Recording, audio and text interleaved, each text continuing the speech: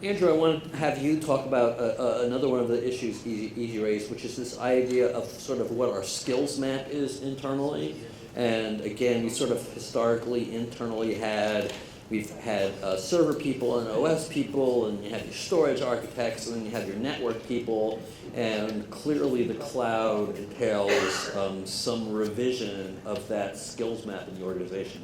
Yeah, the vast majority of enterprise organizations that I've worked with as an analyst, it's often it's not technology problems, it's people problems, it's communication between departments, understanding requirements, and being clear, and the cloud becomes this forcing function of having to change your focus. You've been working for 10 years, you know how to do your job, you're comfortable, you don't want to change, and humans are change resistant.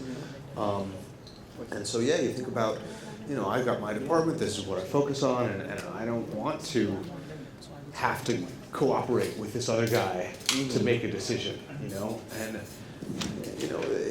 the reason that we've developed this kind of separate budget, separate department, server storage, network, silo approach is just because that's the way the vendors lined up in the past, and it's not, I think, ideal in any way, what we've got now.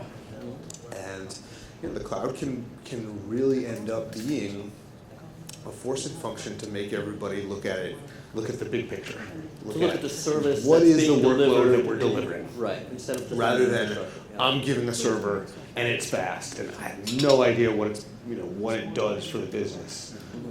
The cloud forces you to say, what are we building? How much does it cost? Is it the right thing? Do we have the right people managing it? Now the problem is that for somebody that likes doing what they do and they don't want to change it, that can be scary.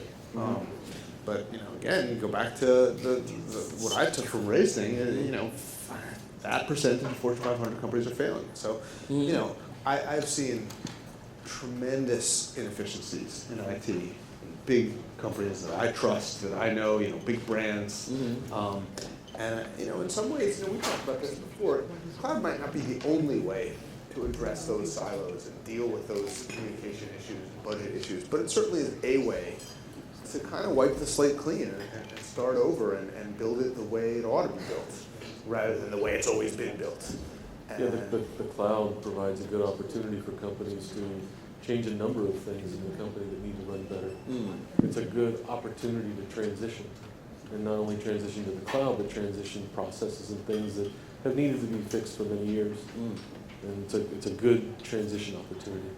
I think it's a really interesting point, because a lot of us who come from an infrastructure ownership background tend to look at the cloud simply as how it impacts infrastructure ownership, which can be it's cheaper, or I can get boxes faster. But what you're really saying is that the cloud actually entails a transformation of the nature of how a business is using technology, period, to deliver services. Yeah, it's an opportunity to take IT and leap it forward, not in terms of how to scale up servers, but how to take the mind and open it up to a whole new world.